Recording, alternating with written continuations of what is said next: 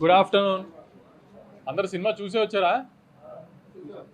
అంటే morning US report influence అయ్యి చూసారా, మామూలుగానే చూసారా?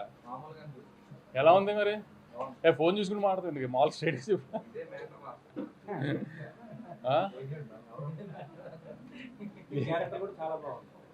ఓ కరెక్ట్, మర్చిపోయా. నేను దిల్ రాజు గారు ఉన్నాం కదా. ఎలా ఉన్నాయి క్యామియోలు? అదే అదే హరిశంకర్ గారు అంటే ఓకే లాలా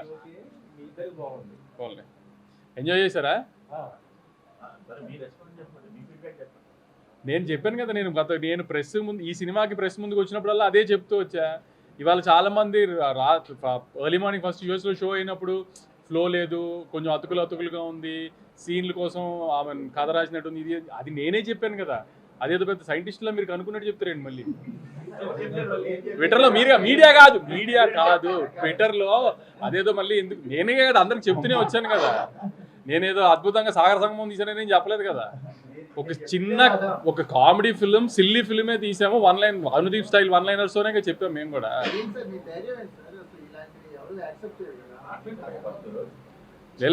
ధైర్యం ఏంటంటే, ఇప్పుడు అనుదీప్ లాంటి వాడితో సినిమా తీస్తున్నప్పుడు ఎప్పుడు ఆ రిస్క్ ఉంటుంది.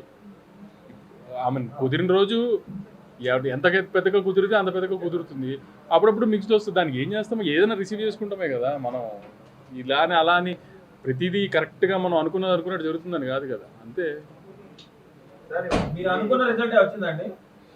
నేను కొంచెం డివైడ్ ఉంటుంది, ఎందుకంటే రివ్యూవర్స్కి ఇలా నచ్చే సినిమా తీస్తానని నేను డెఫినెట్గా అనుకోవాలి. ఎందుకంటే అంటే ఒక సినిమా కావాల్సిన గ్రామర్ అయితే లేదు, అది లేదని తెలిసి తీసాము, అదైతే లేదు. సో రివ్యూస్కి ఇలా నచ్చుతుందని అయితే అనుకోలేదు ఎప్పుడు. కానీ ఆమె రెగ్యులర్ పబ్లిక్ కూడా ఇటు కూడా ఎడిట్ ఇలా ప్యాచీగా ఉంది, ఇది అది అంటున్నారు. అసలు ఆ ఎడిట్ ప్యాచీగా ఉండడానికి తీసుకుందే అలా బ్లాకులు కాదు, ఒక కథని ఫ్లోగా తీయలేదు సినిమాని అసలు.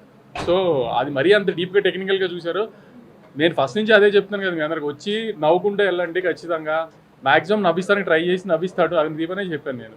దానికి ఎంతవరకు ఆమెను సాటిస్ఫై చేయగలిగాం లేదో చూసుకోవాలి అంతే. ఇంకా ఈ సినిమాల వరకు కొన్ని సినిమాలు అంతే కదా.